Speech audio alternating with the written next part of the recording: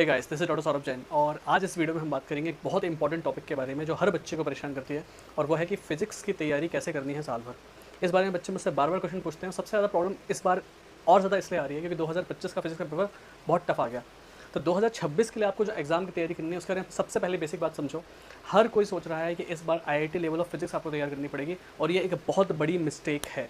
बहुत बड़ी मिस्टेक है। आपको नीट की ही तैयारी करनी है, आपको आईआईटी लेवल ऑफ फिजिक्स की तैयारी नहीं करनी है। वो चीज़ प्रैक्टिकली पॉसिबल नहीं है। कुछ दिन आप कर भी लोगे लेकिन अल्टीमेटली आपको उतने हाई लेवल ऑफ फिजिक्स की तैयारी आप नहीं कर पाओगे। It is not sustainable. आप थोड़ा बहुत कर सकते हो, बहुत ज़्यादा आप नहीं कर पाओगे और थोड़ा बहुत भी आप तभी कर सकते हो जब आपकी बेसिक फंडामेंटल्स खास करके बायोलॉजी और केमिस्ट्री में बहुत अच्छी पकड़ हो और आपकी तैयारी इतनी अच्छी हो चुकी हो कि आप ऑलमोस्ट श्योर हो कि आपका सिलेक्शन हो जाएगा। तब जाकर के आप फिजिक्स बहुत अच्छे करने के बारे में सोच सकते हो। तो अपने दिमाग से ये फितूर निकाल दो कि आपको आईआईटी लेवल की फिजिक्स की तैयारी करनी है। ये बात अभी से एक्सेप्ट कर लो कि आपको नीट लेवल की फिजिक्स पे ही स्टिक करना है। आप थोड़ा बहुत ऊपर जा सकते हो अगर आपके पास टाइम है तो, इससे ऊपर जाने की सलाह मैं नहीं दूंगा। तो पहली चीज़, you have to prepare for NEET level of physics, basic questions, moderate level of questions, focusing on important topics. इसके अलावा आपको केमिस्ट्री और बायो पर ज़्यादा फोकस करना है। फिजिक्स पर बहुत ज़्यादा हार्डवर्क नहीं करना है। अल्टीमेटली इतना कि आपकी केमिस्ट्री और बायो की कीमत पर तो आपको फिजिक्स की तैयारी नहीं करनी है। तो अब देखो, बात शुरू करते हैं स्ट्रैटेजी की।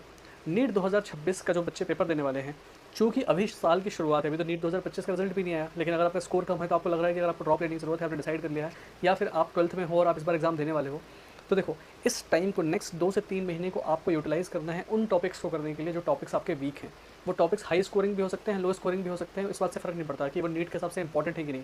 चूंकि आपके वो टॉपिक्स वीक हैं और अभी आपके पास टाइम है, तो आप सबसे ज़्यादा फोकस करोगे पहले उन टॉपिक्स पर जो टॉपिक्स टफ हैं, आपको कम बनते हैं, आपके बेसिक्स जिन चीज़ों के खराब हैं, फंडामेंटल्स जिन चीज़ों के खराब हैं। सबसे पहले आप अपने इंपॉर्टेंट टॉपिक्स को, इंपॉर्टेंट इन द सेंस कि जो टॉपिक्स आपके वीक रह गए, उन टॉपिक्स को आप सबसे पहले करोगे। ये टाइम आप यूटिलाइज करोगे अपनी कमजोरियों को खत्म करने में, क्योंकि जब जैसे जैसे एग्जाम पास में आएगा तो आपका फोकस बढ़ता जाएगा इंपॉर्टेंट टॉपिक्स की तरफ। तो सबसे पहले तो जो वीक टॉपिक्स हैं, जो चीज़ें आपकी कमजोर रह गई हैं अभी तक, उस बैकलॉग को और उन चीज़ों को आप कवर करना शुरू करो और अगले 2 से 3 महीने का टाइम लेकर के उन चीज़ों को कंप्लीट करो, खत्म करो। दूसरी सलाह, जिस टीचर को आपने अभी तक फॉलो किया है, अगर वो टीचर अच्छा है, आपको उसकी बात समझ में आती है, उससे आपको फिजिक्स समझ में आ रही है, तो टीचर चेंज मत करना। टीचर चेंज तभी किया जाता है जब आपको लगता है कि प्रेजेंट जो आपका टीचर है वो बहुत ही ख़राब है। अगर आपका टीचर अच्छा है, उसका पढ़ाया हुआ आपको समझ में आ रहा है, तो नए सिरे से नया टीचर मत ढूंढो, उसी टीचर को फॉलो करो जो, क्योंकि आप अगर आपका टीचर की, अगर आपको पढ़ाने का तरीका पसंद आ रहा है, समझ में आ रहा है आपको, तो डेफिनेटली आपको किसी नए टीचर की स्टाइल समझने में ज़्यादा टाइम लगेगा। मैं आपको टाइम बर्बाद करने की ज़रूरत नहीं पड़ेगी। आपका जो टीचर है, जिससे आप पढ़ते आ रहे हो, उसी की ही पढ़ाए हुए स्ट्रेटजी पर आप चलो और उसको ही फॉलो करो। उससे एटलीस्ट आपको क्या हो जाएगा, थ्योरी समझने में टाइम कम लगेगा, लेक्चर समझने में टाइम कम लगेगा और आप ज़्यादा टाइम क्वेश्चन प्रैक्टिस को दे पाओगे।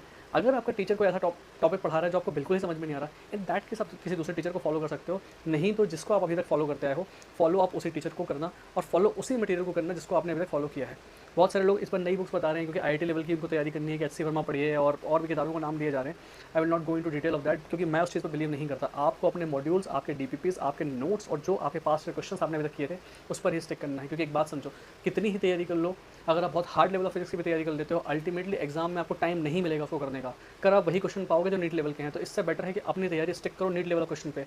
और भगवान न करे अगर अगली बार पेपर ईजी आ गया, जैसा अभी तक हुआ है, अगर नीट का पेपर अगले साल इजी आ गया, तो फिर सेलेक्ट वही इंसान हो पाएगा जिसकी केमिस्ट्री और बायो बहुत अच्छी होगी और जिसकी फिजिक्स जो होगी बेसिक लेवल की होगी। बहुत टफ फिजिक्स जिसने तैयारी करी, उसकी डेफिनेट बात है कि वो कहीं ना कहीं उसकी केमिस्ट्री और बायो इफेक्ट होगी। सो इट्स बेटर कि आप नीट लेवल के फिजिक्स पर ही स्टिक करें। फिर देखो, टीचर की बात होगी।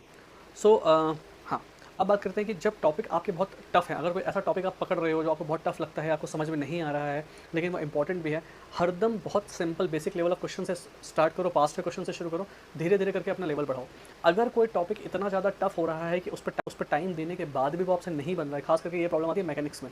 अगर आपको चीज़ें नहीं बन रही हैं तो मेरी आपको सलाह है कि जो टॉपिक आपको बार बार कोशिश करने का नहीं बन रहा, उसको छोड़ दो। पूरी तैयारी खराब करने की ज़रूरत नहीं है। फोकस करो अपना केमिस्ट्री और बायो पर। अगर फिजिक्स का कोई टॉपिक है जो बहुत टफ पड़ रहा है आपको, आप बार बार कोशिश कर रहे हो, आपको नहीं बन रहा है, लेट इट गो। देखो, हर बच्चा एम्स दिल्ली सेलेक्ट नहीं होना चाहता और हर बच्चे की एम्स दिल्ली आने की इच्छा भी नहीं है।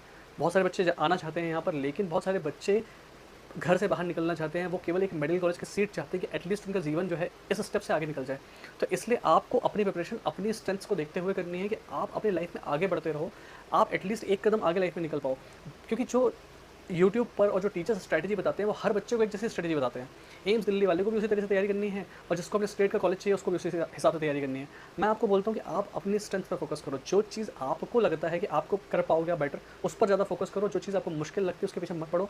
टाइम एफिशिएंसी कैसे मेंटेन करनी है, क्या चीज़ आपको करनी है ज़्यादा, क्या कम करनी है, ये आप पर डिपेंड करता है कि आपको क्या चीज़ जल्दी ग्रैस्प होती है। So I will say that tough topics आप करो, लेकिन अगर आपको बहुत ज़्यादा टाइम बर्बाद आपका होता है एक सर्टेन लिमिट के बाद आपको लगता है कि नहीं हो पाएगा, लेट गो, जाने दो।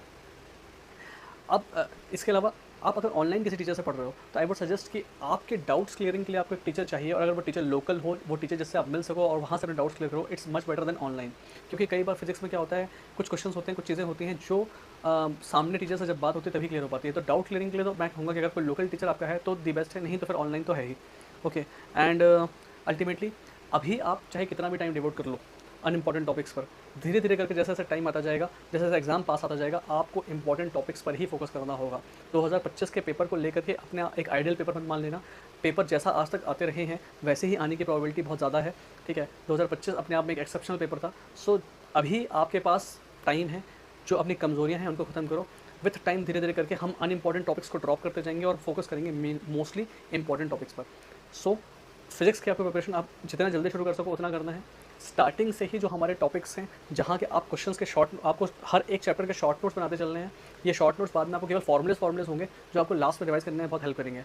एंड 11th की फिजिक्स कंपेरेटिवली टफ है, 12th की फिजिक्स ईजी है।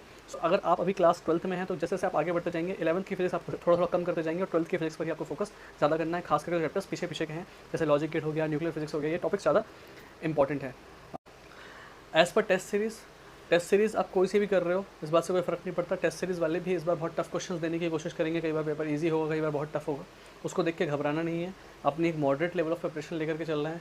टेस्ट सीरीज़ फिजिक्स के लिए कोई एक ही फॉलो करना, मैं हरदम सलाह देता हूँ बायो के लिए आप 2 से 3 टेस्ट सीरीज़ फॉलो करें, क्योंकि बायो के लिए टेस्ट सीरीज़ ज़्यादा फॉलो करना ईजी है। केमिस्ट्री के लिए भी आप 2 टेस्ट सीरीज़ फॉलो कर सकते हो। फिजिक्स किसी एक टेस्ट सीरीज़ के हिसाब से सिलेबस आप साल भर कंप्लीट कर लो, that is sufficient enough. So in this way आपकी सबसे ज़्यादा मेहनत होनी चाहिए बायो पर, फिर केमिस्ट्री पर। इन 2 पर अगर आपकी बहुत अच्छी ग्रास्प हो गई है तो बचा हुआ पूरा टाइम आप डिवोट कर सकते हो फिजिक्स पर। और अगर आप इन 2 सब्जेक्ट्स पे केमिस्ट्री और बायो पर बहुत अच्छी तैयारी करने के बाद फिजिक्स पे जाते हो तो इस तरह से आप अपना एक रास्ता बना पाओगे, जिससे चूँकि आपके फंडामेंटल्स स्ट्रॉन्ग है, जिससे ना सिर्फ आप एक गवर्नमेंट मेडिकल सीट ले पाओगे बल्कि आप और ज़्यादा मेहनत करके आप एम्स दिल्ली तक भी पहुँच सकते हो। क्योंकि जितने भी टॉपर्स के आप इंटरव्यू सुनोगे, जो भी वो गाइड करते हैं, एडवाइस करते हैं कि आपको फिजिक्स में करना है, वो ये इसीलिए कर पा रहे हैं क्योंकि वो एक डीप डाउन कहीं ना कहीं उन्होंने बहुत अच्छा अपना बायो और केमिस्ट्री किया हुआ है, तब वो फिजिक्स पे जा पा रहे हैं।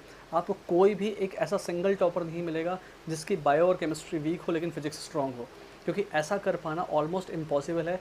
फिजिक्स के दम पर एग्ज़ाम नहीं निकाला जा सकता, एग्ज़ाम हरदम बायो और केमिस्ट्री के दम पर ही निकलेगा।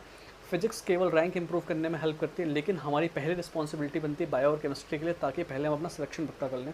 आफ्टर दैट बचे हुए टाइम में हम फिजिक्स को डिवोट करें ताकि हमारी रैंक अच्छी हो पाए। So I hope this video will help you. If you still have a doubt, please comment or you can message me directly on Telegram and I will reply you. Thank you.